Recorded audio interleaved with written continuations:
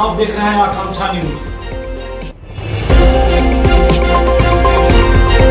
आइए आपको गया की ताज़ी खबरें दिखाते हैं कि बिहार सरकार ने जो है आज विगत 10-15 साल से एक जो है धंधा के रूप में जो है आने वाले तीर्थयात्रियों को ऑनलाइन पिंडदान का जो है संदेश दे करके बरगलाने का काम कर रही है। इसके कारण हमारे सनातन धर्म पर आघात है और हम गयावाल तीर्थ पुरोहित ब्रह्म कल्पित ब्राह्मण को जो अधिकार ब्रह्मा जी के द्वारा यहाँ दिया गया है कि आने वाले तीर्थयात्री पहले हमें गुरु वर्ण करेंगे, हमसे आज्ञा लेंगे और श्राद्ध के बाद हमसे संपन्नता का आशीर्वाद लेंगे, इसका जो है हनन हो रही है।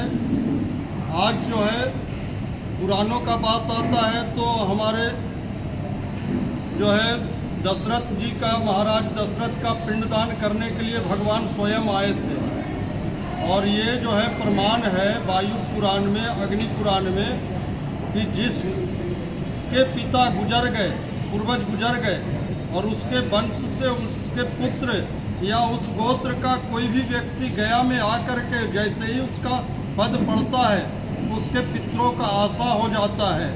साफ लिखा है कि अगर कुछ भी नहीं वो करता है, फल्गु में सिर्फ अपने पैर को और स्पर्श करता है तब भी उनको मुक्ति का प्राप्त होता है। ऑनलाइन पिंडदान वहाँ बैठ करके देने से मुक्ति नहीं होता है। भगवान रामचंद्र जो है इस चीज़ को जानते थे, दशरथ महाराज इस चीज़ को जानते थे, उन्होंने अपने पुत्र को आदेश दिया तब उन्होंने श्राद्ध किया। सुने कि नहीं? धर्मराज युधिष्ठिर आकर के इस काम को किए। महाराज शांतनु का पिंडदान जो है भीष्म पितामह ने किया।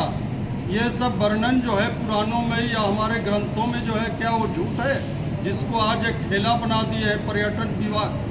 पर्यटन के माध्यम से इस धर्म क्षेत्र को, जितने हमारे धर्म क्षेत्र है उस क्षेत्र को पर्यटन के निगाह से देख करके यहाँ की पवित्रता और यहाँ की महत्ता पूरे धर्म क्षेत्र का जो है सरकार के द्वारा, पर्यटन विभाग के द्वारा जो है उसकी पवित्रता को नष्ट किया जा रहा है। ये पूरे हिंदू समाज पर इसका जो है आघात है, लोगों को समझना चाहिए। आज एक समाज ने विरोध किया, भारत सरकार ने जो है जैन समाज के पारसनाथ में वहाँ पर्यटन क्षेत्र घोषित करने का विषय को लाया। पूरे भारत में जो है एक समाज ने विरोध किया, जो अल्पसंख्यक समाज है हमारे पूरे भारत में, और उसको वापस लेना पड़ा। वो पर्यटन क्षेत्र होने से उसकी पवित्रता नहीं रहेगी और ये पूरे सनातन से जुड़ा हुआ ये हमारा क्षेत्र है गया। इस पर बोलने वाले हमारे सनातन कोई तैयार नहीं है कि ये क्या हो रहा है हमारे सनातन के साथ। एक तरफ तो हम तीर्थ पुरोहित पंडा समाज को जो है कहा जाता था कि ये व्यवसाय कर लिया, आज तो सरकार ही व्यवसाय कर रही है धर्म के माध्यम से, धार्मिक स्थलों के माध्यम से। तो हम पंडा पुजारी जो है, जिसको ब्रह्मा जी ने इसी कार्य के लिए उत्पत्ति किया है, कर्मकांड, पूजा पाठ, श्राद्ध क्रिया, उनका अधिकार और उनके रक्षण का बात कौन सरकार करेगा? मेरा यही सरकार से निवेदन है कि जो है इस पर विचार करने का है, हमारा रक्षण नहीं करके और भक्षण करने का योजना सरकार बना रही है। और इसी तरह अभी हमारे एक वरिष्ठ सदस्य ने कहा कि वेबसाइट आप खोल करके देख लीजिए, आज जो है जितने महान कथाकार हैं भागवत कथा के नाम पर, भागवत कथा एक भागवत महापुराण जो है उसका हम कहीं विरोध नहीं करते हैं, लेकिन आज उस परंपरा को गया में ला करके और गया से करोड़ों रुपया लूट करके वो लोग ले जा रहे हैं आने वाले भोले वाले तीर्थयात्रियों से कि इस कथा सुन करके और इसके नाम पर हम समूह में तर्पण करा देंगे, पिंडदान करा देंगे, उनका तीर्थ पुरोहित से उनका संपर्क छुड़वा देते हैं और ये करोड़ों रुपया लूट करके ले जा रहे हैं। ये कहाँ का जो है उचित है? कुछ संस्थाएं ऐसे भी है, जैसे गायत्री परिवार है, उसके परिवार के लोग जितने भी आते हैं उनके माध्यम से आते हैं, वो अपने मंदिर में जो है करवा देते हैं। तो जब मंदिर और घर में ही सब लोग इस कार्य को करने लगेंगे तो ये गया विष्णु पद का क्या महत्व रहेगा, फल्गु का क्या महत्व रहेगा? और वो भी पैकेज लेते हैं, उनका तीर्थ पुरोहित से आशीर्वाद भी नहीं कराते हैं, उनसे वचन भी नहीं दिलवाते हैं, वो भी व्यवसाय कर रहे हैं। इस्कॉन मंदिर जो है यहाँ वो भी पैकेज बनाए हुए हैं। तो ये सब का एक ही निगाह है कि गया पितृपक्ष के नाम पर और सालों आने वाले तीर्थयात्रियों का शोषण हम कैसे करें, इस पर जो है विचार करने का विषय है। पूरे भारत समाज के जो है तीर्थस्थली हो या हम जो बुद्धिजीवी हैं जो अपने धर्म और जो है सनातन से जुड़े हैं, कि ये क्या हो रहा है उससे सिर्फ मेरा ही नहीं, मेरा तो एक अधिकार जो है वो है दान दक्षिणा लेने का। इस माध्यम से हम तो हमारा क्षति हो ही रहा है, लेकिन ये धर्म का क्षति हो रहा है, सनातन धर्म पर आघात हो रहा है। ये बाबा बागेश्वर धीरेन्द्र शास्त्री भी यहाँ अपने यजमान को लेके आते हैं और पिंडदान कराते हैं। क्या वो भी जो कर रहे हैं ये व्यवसाय कर रहे हैं, उनका अधिकार नहीं है यहाँ पिंडदान कराने का। जब तक गया में ऐसा प्रमाण है कि गया में जो है स्वयं ब्रह्मा जी भी आएंगे तो उन्हें भी गयावाल ब्राह्मण से गुरु वर्ण करके आज्ञा ले करके ही जो है गया श्राद्ध शुरू करना है और श्राद्ध के बाद उनको भी जो है सुफल लेना है।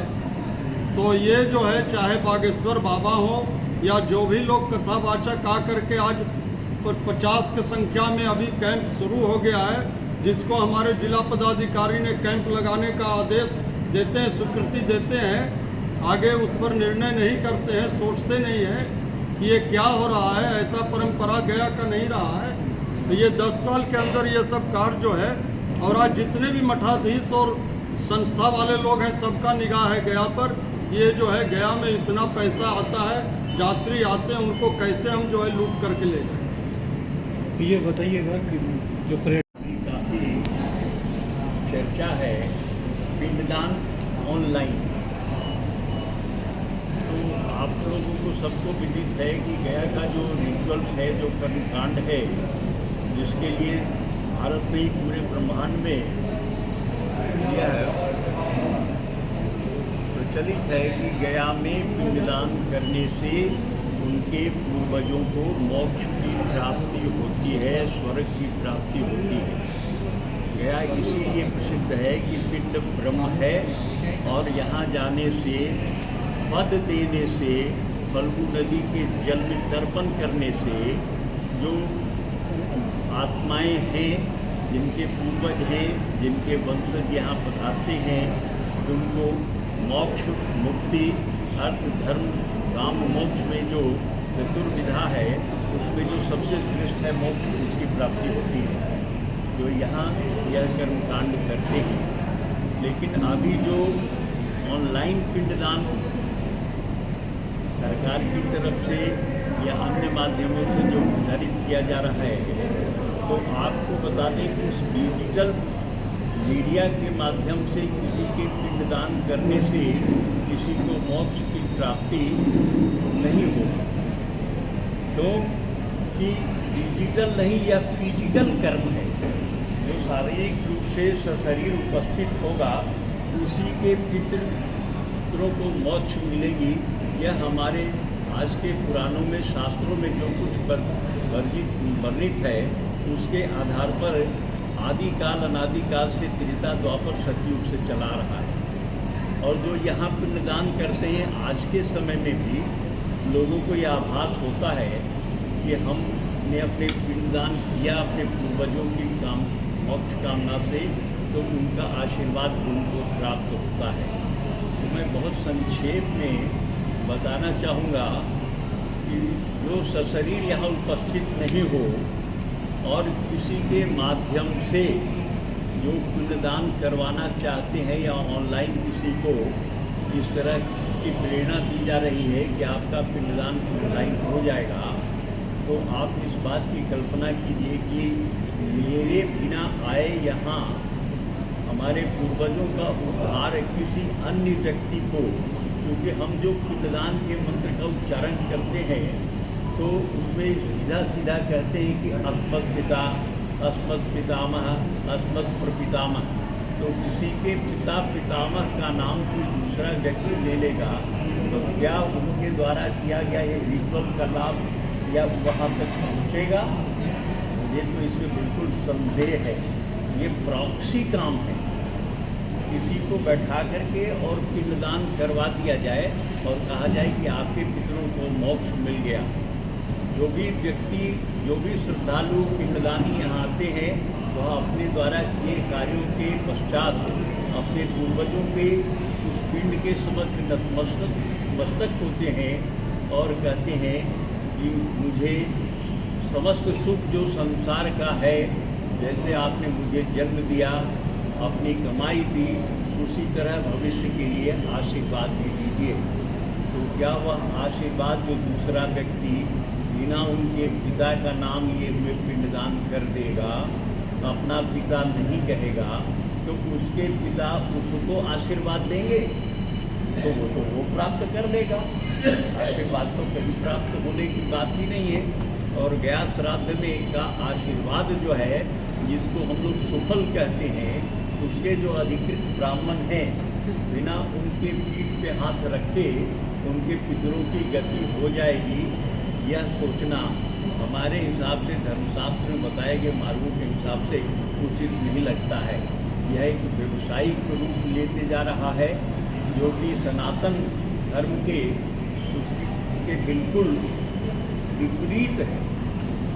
और यदि इसको लोग वो करते हैं जो करते हैं, मैं उनसे आग्रह आप लोगों के माध्यम से करना चाहता हूँ कि आपके यह कर्म जो ऑनलाइन आप पिंडदान करवाएंगे, उसका आशीर्वाद आपको भी प्राप्त होगा। बहुत सी कथाएँ हैं, बहुत सी बातें हैं यहाँ पर स्पर्श करने के संबंध में कि विष्णु चरण को तत्र विष्णु पदम दिव्यम, जब ये मंत्र नहीं कहता है, इस पद के स्पर्श नहीं करता है, फल्गु नदी में अपना पांव तर्पण नहीं करता है, यहाँ तो यही बताया गया है कि इस भूमि पर आने की अनिवार्यता है, न कि ध्यान करने के लिए। तो मैं बता दूं कि